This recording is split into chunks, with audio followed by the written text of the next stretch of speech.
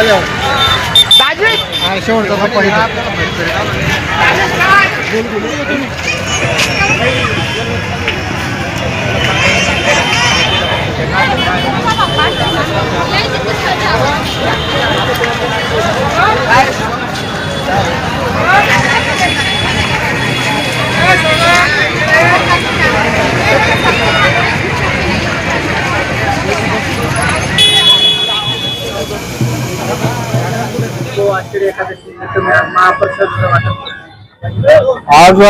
आषाढी एकादशी निमित्त आपले जे प्रति पंढरपूर आहे, छोटा पंढरपूर, या ठिकाणी प्रत्येक भाविक भक्त आपल्या शहराचे प्रत्येक जण इथे येत असतो. आणि विशेष म्हणजे पायी आज सकाळपासून जे म्हणजे रात्री 12 वाजेपासून जे पायी लोक येतात, प्रत्येक जण पायी विठ्ठलाला भेटण्यासाठी, विठ्ठल रुक्मिणीला भेटण्यासाठी या ठिकाणी येत असतो. आणि या चालणाऱ्या पायाला काहीतरी आपण एक आपली कृतज्ञता म्हणून आपण या ठिकाणी चहाचं वाटप केलेलं आहे.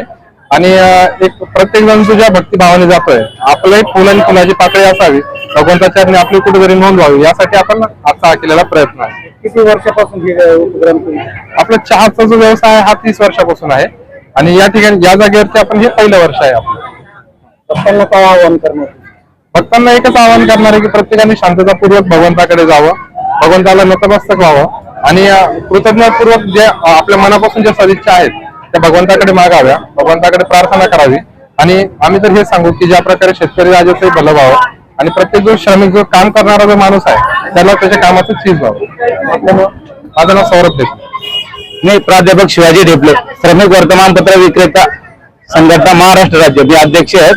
श्रमिक आपले जे वर्तमानपत्र वाटप करतात सर्व महाराष्ट्रातले सर्व वर्तमानपत्र विक्रेत्यांना ही शुभेच्छा आहे की पांडुरंगाच्या दर्शनाला आज आपल्या शहरातले सर्व विक्रेते आता जात आहे रचने आपल्यात.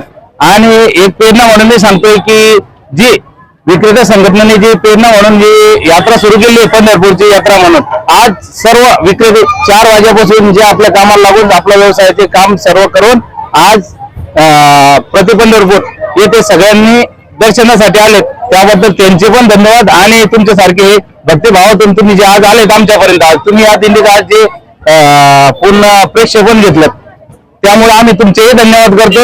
आणि आमच्या श्रमिक संघटनेला तुमच्यातर्फे व तुम्ही पंढरपूरच्या वारीच्या सर्व भक्तांना असा संदेश द्या की ज्या भक्तिभावाने आज आलेले आहेत सर्व भाविक तसेच भक्तिभावाने सातत्याने 365 दिवस राहावे. म्हणजे ज्या अडचणी आज येत असेल महाराष्ट्रभर त्या अडचणी कुठेही येऊ नये असंच मी भगवंताच्या चरणी प्रार्थना करतो. आणि भगवंताच्या चरणी पुन्हा एकदा नतमस्तक होत सगळ्यांना ती शक्ती देव, ती ऊर्जा द्यावं आणि असेच काम भगवंताच्या चालू आहे.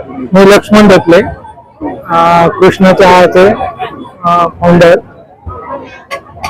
आज आम्ही हा एक छोटासा प्रयत्न केला की चहाचं नियोजन केलं. चहा बनवून पाजतोय, चहा सगळ्यांच्या घराघरात जातोय. ऑलरेडी आपलं 30 वर्षापासून काम चालू आहे. आणि प्रत्येकापर्यंत आज आमची ही इच्छा आहे आषाढी एकादशीच्या निमित्तानं की प्रत्येकाचं व्यवस्थित दर्शन होईल. सगळ्यांना म्हणजे भगवंताचं दर्शन नाही जर झालं तरी त्यांनी कळसाचं कळत नाही, कसं कळत नाही, दर्शन करून व्यवस्थित शिस्तीमध्ये आपलं नियोजन करून हे करावं. आणि आम्ही हा प्रयत्न करतो.